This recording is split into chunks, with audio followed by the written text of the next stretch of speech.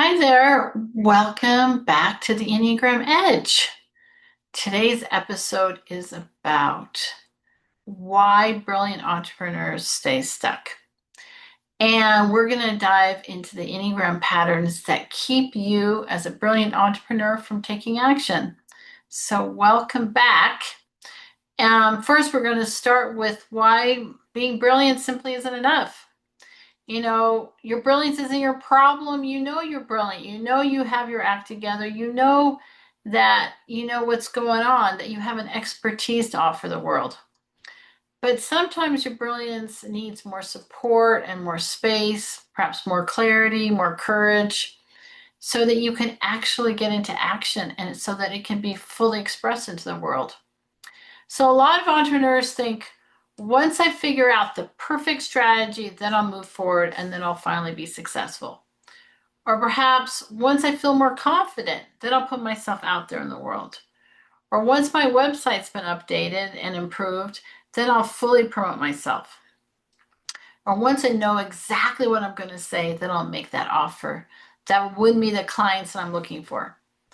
But often the real issue isn't strategy, and it's not even clarity. The real issue is that we all have a protective pattern that's trying to keep you safe, that's trying to keep us safe. So this is such an important reframe because self-sabotage isn't often just about sabotage, it's about protection. It's about the part of you that puts things off, that perhaps procrastinates, because it's really trying to protect you from failure. Or the part of you that overthinks because it's trying to protect you from making the wrong choices. Or the part of you that avoids visibility because it wants to protect you from judgment. We have these parts of us that care deeply about us and that want to protect us. So it's important to think about, how are you protecting yourself? So instead of judging yourself and saying, what is wrong with me? A much more powerful question to ask yourself is, what pattern is getting activated in me right now? What's actually going on beneath the surface? And perhaps an even better question to ask is, what is the pattern that's trying to protect me from fill in the blank? From failure, from fear of rejection, from making a mistake. So this question can create a gigantic shift in your life. Because once you understand the pattern, you can start working with this pattern instead of fighting against yourself. So right now we're going to walk through the different Enneagram patterns that keep entrepreneurs stuck, that keep them in this protective mode, that keep them from functioning at their true brilliance. So I'm going to walk through all 9 types so you can really see how each type can get themselves stuck. And as always, listen for the one that may really resonate the most with you. Perhaps it may even be a couple. We, of course, have access to all of these patterns, but there's one that you will particularly probably resonate the most, and specifically under stress. So type 1, they get stuck in perfectionism. So if you're a type 1, your brilliance is your integrity, your high standards, your desire to do things the right way and do them well. And you can always see, though, what needs to be fixed. You create structure, you care about quality, and you want your work to be meaningful, and you want to really show up with high standards. But you may delay launching things. You may delay promoting yourself because it's not quite good enough. You may rewrite a blog post 10 times because you want it to sound perfect. You may keep improving that course or that program or that website or rewrite that email because it's not quite good enough. Because underneath all of that, there is a fear. There is a fear, and that is the fear of criticism. That's where perfectionism hides, or the fear of being wrong somehow, or disappointing people, or the fear of putting something out there in the world and getting negative feedback. So your no-go zone might sound something like, I just need to make this better first before I do anything. Or it's just not ready yet. What if someone judges me? I should know more before I teach this or before I do this. So the important shift to remember if you're a type 1 is that progress creates impact and perfection delays it. Your brilliance does not need to be flawless in order to help someone.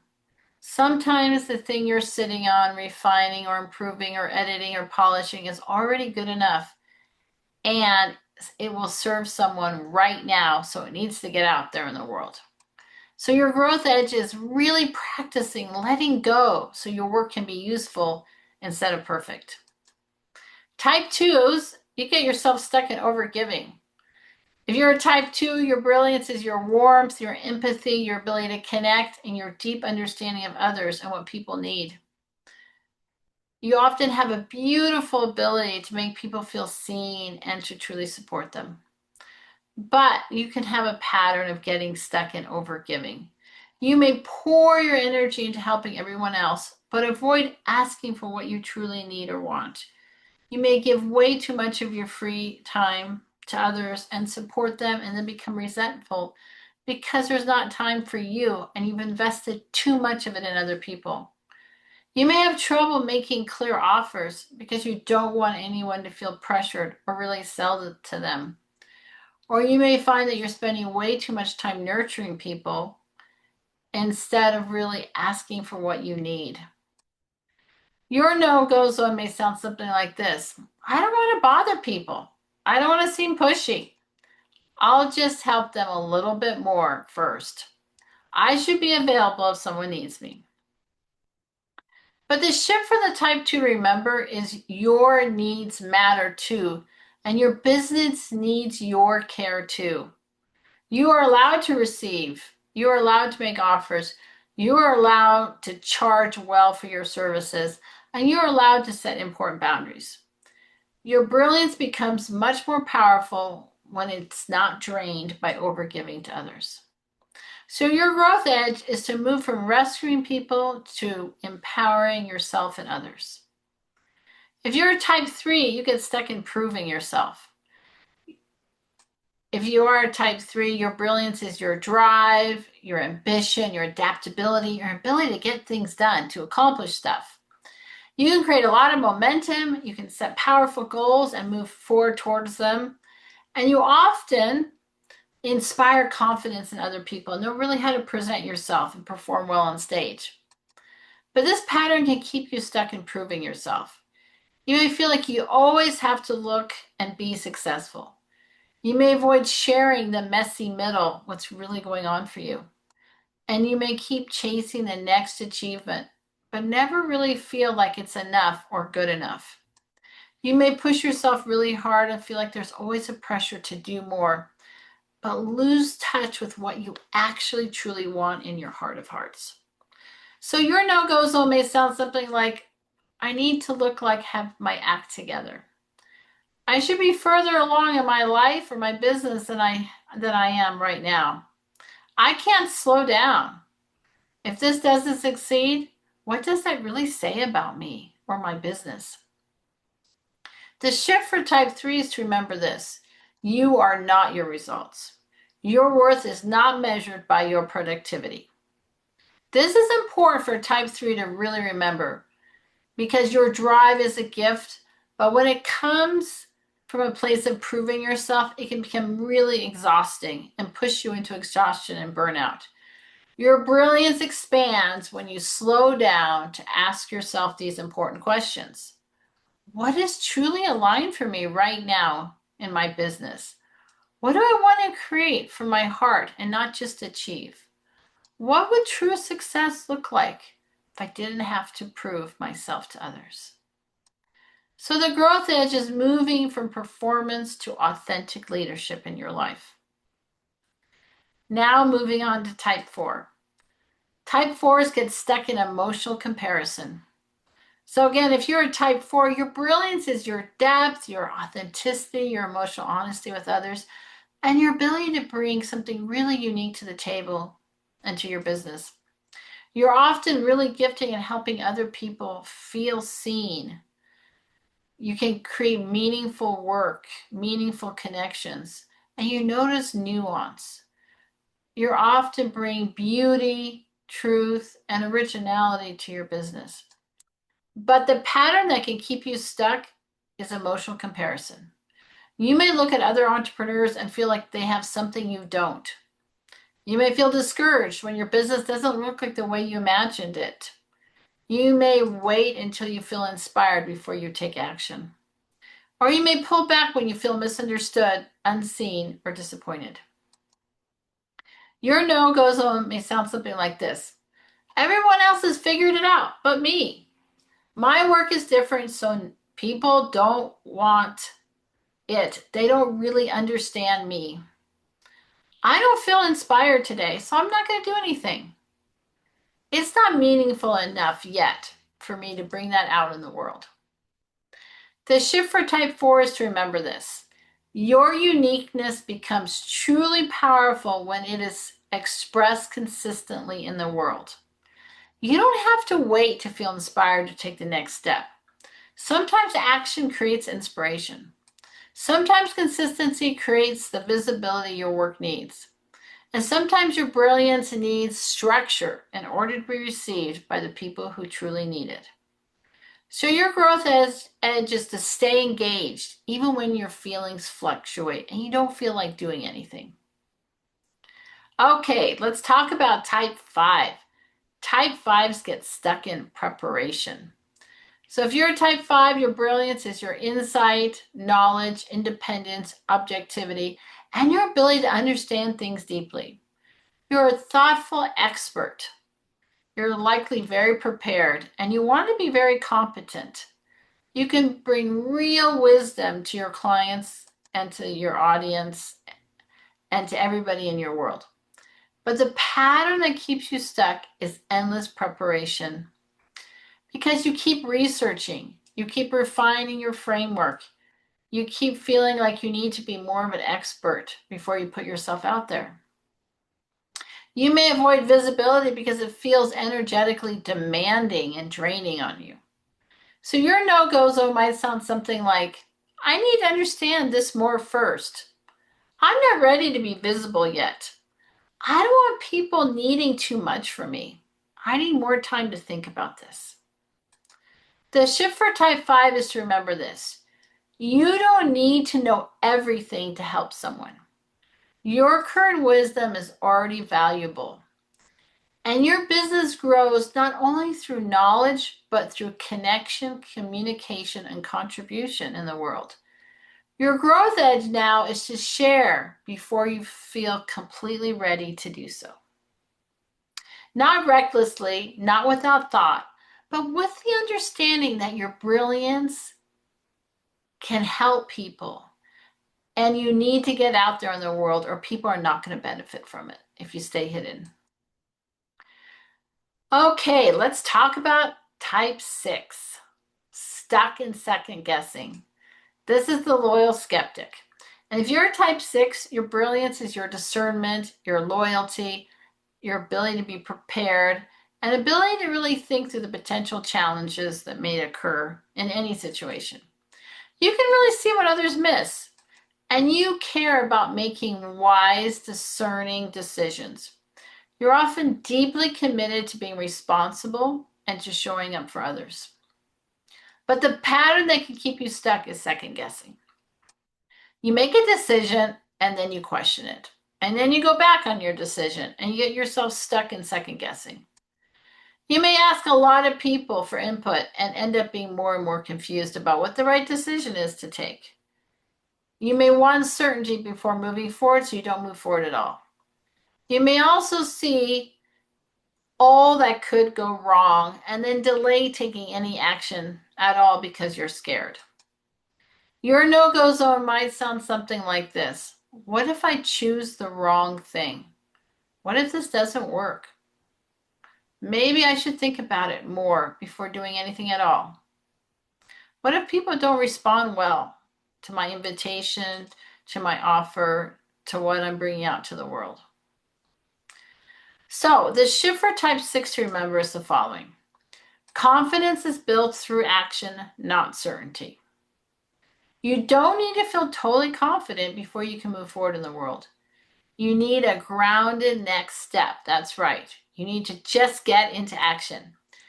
Because your gift is discernment, it's important to let yourself discern, but not let this turn into rumination, because that blocks your brilliance and blocks from going out into the world.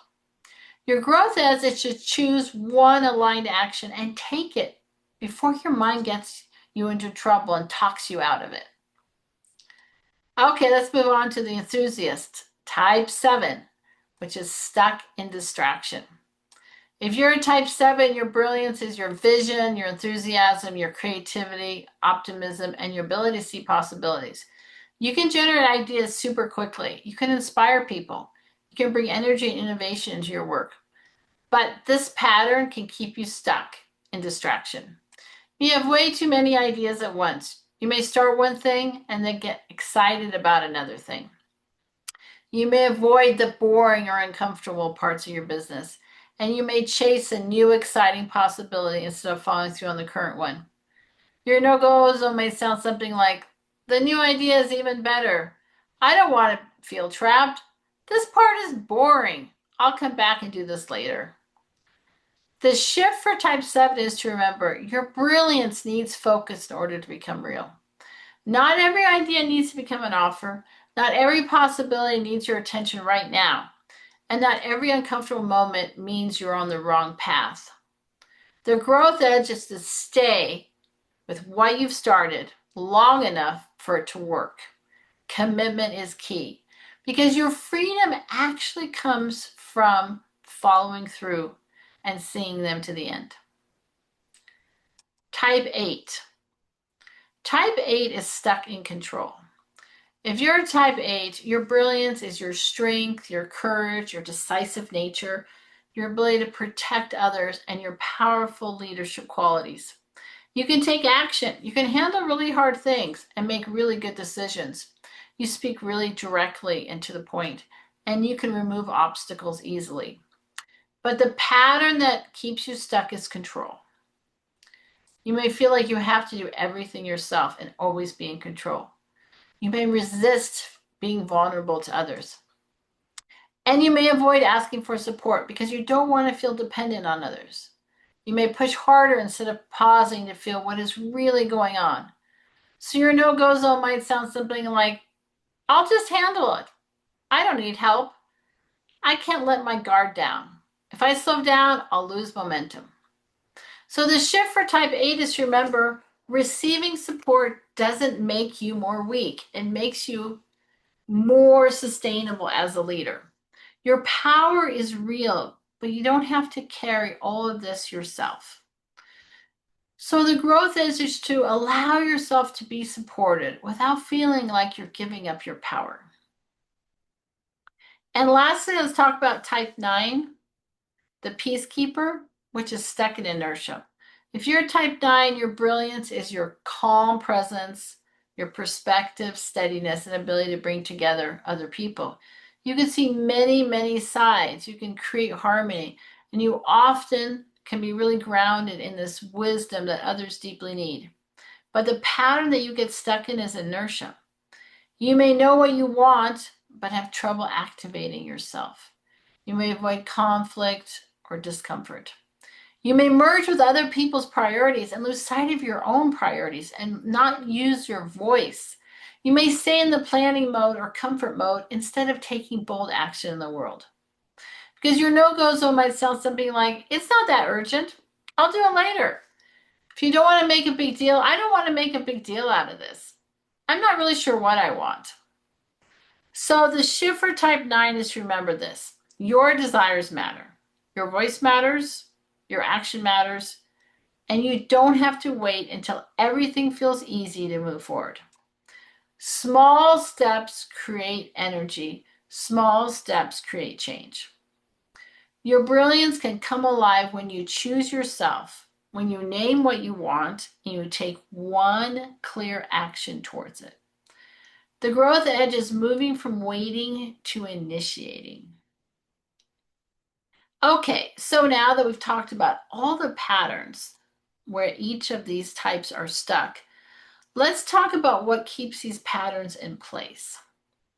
So here's the important thing to remember. Most entrepreneurs try to solve these patterns at the surface level. They say things like, I need a better plan. I need a better content calendar. I need a better morning routine. I need a better strategy. I need more discipline. Do any of these sound familiar to you? And yes, tools and structure can really help. But if you don't address the pattern underneath this behavior that keeps you stuck, you're going to often end up right back where you started. Because the type 1 can buy a better planner and still get stuck in perfectionism. Type 2s can create a better content calendar and still avoid making direct offers. Type 3s can set bigger goals and still feel like they're never enough. Type 4s can create a beautiful brand and still pull back when they feel discouraged. Type 5s can build a brilliant framework and still avoid sharing it with the world. Type 6s can map out the next step, a beautiful plan, and still second guess it. Type 7s can create a plan and still jump on something completely new and never carry out the original plan. And type 8s can set a bold goal and still resist receiving support. And type 9s can know exactly what to do and still struggle to initiate it and not take action on what they truly want to do. So the question is not just what should I do? The deeper question is, which pattern do I need to shift so I can actually do what matters? This is where transformation truly happens. So how do we shift this? We're going to talk about a 3-step process today to help you shift out of stuckness and back into brilliance. So step 1 is to name the pattern. So get really curious, not about being judgmental about yourself. Don't think of this as failing, but instead think of it as, what is the pattern that keeps me stuck as an entrepreneur? And it may be one of the 9 that I mentioned today. It could be I'm stuck in perfectionism and overgiving, improving myself, in comparison, and over-preparing, and second-guessing, and distracting, and controlling, and numbing out or avoiding. So when you name this pattern, you create separation from it, and it no longer has the same stronghold on you. Because you're no longer the pattern. You're just a person noticing this pattern. So that gives you more power. So take a moment and really name the pattern that is keeping you stuck. Then step 2 is to ask, what is this pattern protecting you from? What is this pattern truly protecting me from feeling? This is such a powerful question because it gets underneath this habitual behavior that keeps you stuck. So if you're in perfectionism, perhaps it's protecting you from criticism. Perhaps overgiving is protecting you from rejection. Proving yourself may be protecting you from feeling inadequate. Comparing yourself to others may be protecting yourself from the vulnerability of fully showing up in the world. Over-preparing may be protecting you from exposure. And second guessing may be protecting you from regret or fear of making the wrong decision. Distraction may be protecting you from discomfort. Control may be protecting you from vulnerability. And inertia may be protecting you from conflict or disappointment. So once you understand that fear that's underneath, you can really work with this fear more compassionately and really get support towards unlocking this mechanism, this protection mechanism. And that's what I do a lot of work with my clients on. Step 3 then is to take one aligned action. This is about just taking one action, not 20 actions, not completely overhauling your life or making a completely new business plan, but it's just taking one action that can begin to unlock this pattern and support you moving towards your brilliance. For a type 1, it may be pushing a post or an email past your normal procedure and saying, you know what, I'm just going to post it even if it's not perfect. For type 2, it may be making an offer clearly, even if you feel like it might be pushy. For a type 3, it may be choosing an aligned goal instead of chasing 10 goals, just choosing one goal that feels near and dear to the heart. For type 4, this might be showing up even when you don't feel inspired. For type 5, perhaps it's sharing one piece of your wisdom publicly in the world, even if you feel like you should know more or wish you knew more about the topic. For type 6, perhaps it's making one decision and taking action before asking people and really relying on your own sense of knowing in your being. For type 7, that might be finishing something you've already started instead of starting a new project. For type 8, that might be asking somebody for support. That's right, being vulnerable enough to say, I could really use support on this project.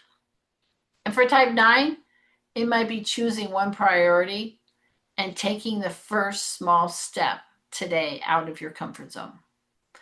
Brilliance isn't about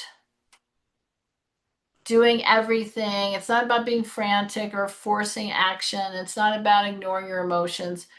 Brilliance is about activating your true knowing through action. Brilliance is about understanding what's truly happening inside of you.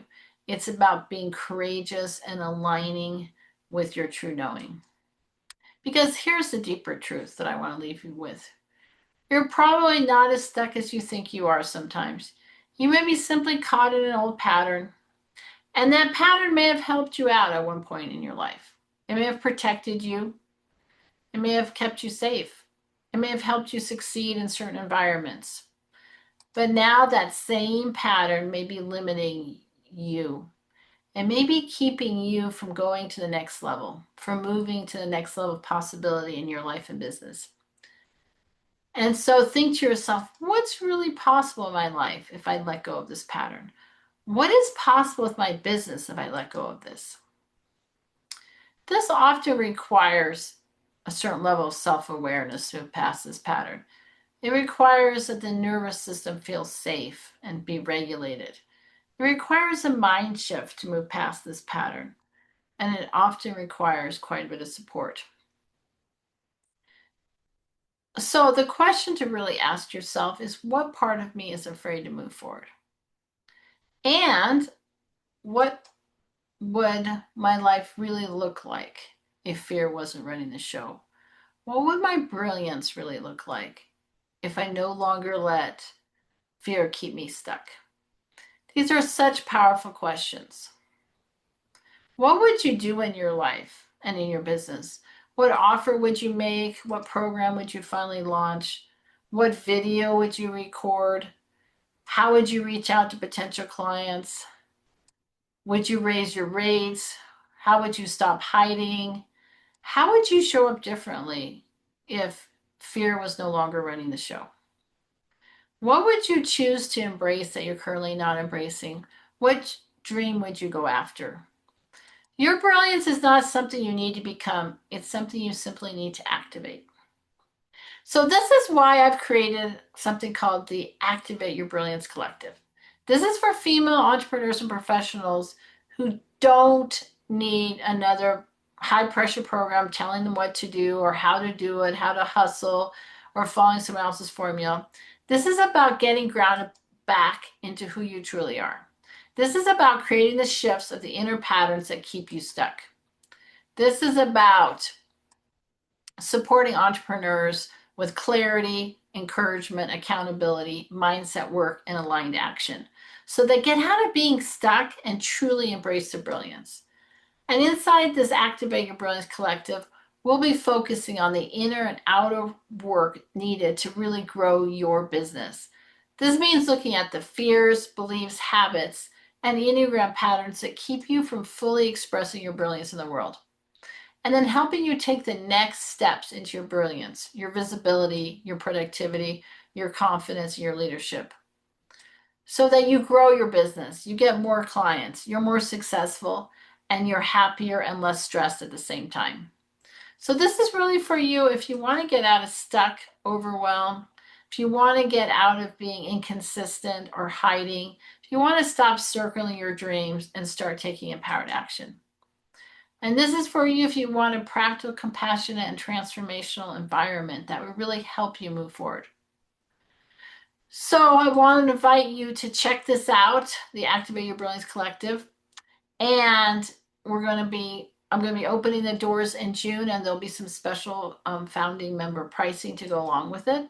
So you can either reach out to me directly to get more info or check out the show notes for more information. So before we wrap up, I want to leave you with this reflection. Where are you currently stuck in your business? Instead of asking, what is wrong with me, ask, what pattern is trying to protect me right now? Then ask, what is one small aligned action I can take for my brilliance instead of my fear? That's right. Taking these aligned steps from your brilliance instead of your fear. That one action may be the beginning of your next level. So thanks so much today for listening to the Enneagram Edge. If this episode resonated with you, please share it with another entrepreneur who may need this reminder today. Your brilliance is needed, and it's time to activate it.